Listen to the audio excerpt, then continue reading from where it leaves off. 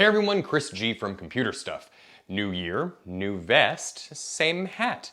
And here we have the Dell XPS gaming computer. Now what I really love about desktops is that there's really not a whole lot going on with them except for the inside. So I don't really have to go through all of the rigmarole on reviewing these things. But I want to do a quick rundown of the Dell XPS, some of the specs it has, some of the I/O, who it might be for, and if you should buy one yourself.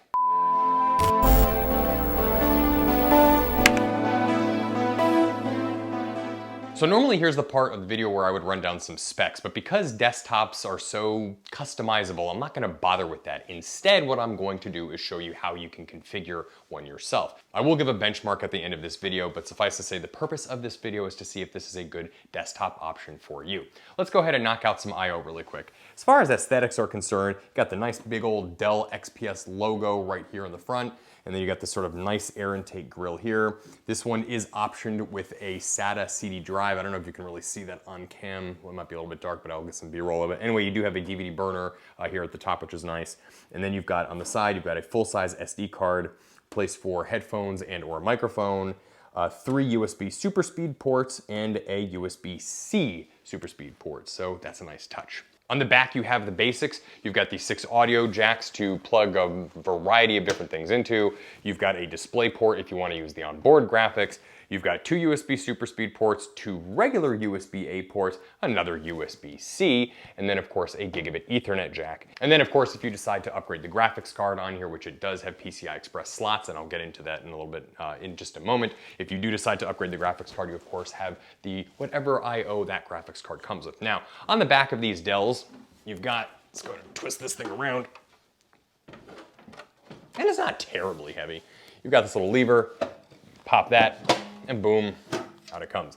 Now the XPS has always been one of Dell's kind of top of the line machines. And for that matter, the XPS is sort of a, I don't know, it's kind of a hybrid between an Alienware gaming laptop and something a little bit more professional. It doesn't have Intel Xeon processors or anything like that in it. But that said, it is just designed for your overall sort of beast mode workingness. Now, in terms of the layout on the inside here, there's a couple of things I really want to note. So for starters, this motherboard does come with 2 NVMe slots. This one came optioned with one already in there, but you can add in a second NVMe if you would like. It also has 2 3.5-inch SATA bays at the top, and then of course you've got where the SATA DVD burner is. Now, the computer did not come, Dells all have these like little special blue cages that they require. The computer only came with 1. That was kind of frustrating. So if you decide that you want to add a second 3.5-inch drive, you will have to buy another one of those little caddies. They're about 10 bucks online. And then of course you will also need to supply your own SATA cable, of which Dell uses a kind of bizarre proprietary one that's like kind of turned upside down, which again, a little bit annoying. Nonetheless, it's cheap at, again, like 5 bucks or so. But then from there, you have the typical array of 2 PCI mini slots, and then you have the master graphics card accepting PCI Express slot that is going to take all of the latest graphics cards, including the NVIDIA 3000 series. So for those people that are going to be using this as a gaming desktop, you have definitely a lot of room for improvement. You do also have 4 RAM slots on here as well, so if you want to add in some more RAM, that is certainly not a problem. But here's where things do get a little bit frustrating, and that is with the power supply. And that's something that I can't figure out why some of these manufacturers are doing this. Well, actually, I know why they're doing it. It's, you know, it's a money thing. But that said, this one comes with, I believe, a 500 watt power supply out the gate, and of course it is a proprietary shape.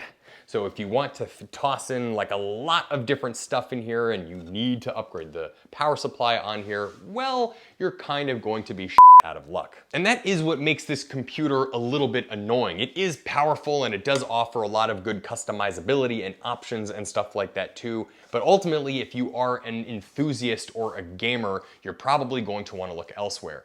Now that being said, most gamers are either going to build their own rig or they are going to buy something like a HP Victus or a Alienware or whatever, you get the idea. But the point is that the XPS used to be sort of like the modding man's machine, and it no longer is.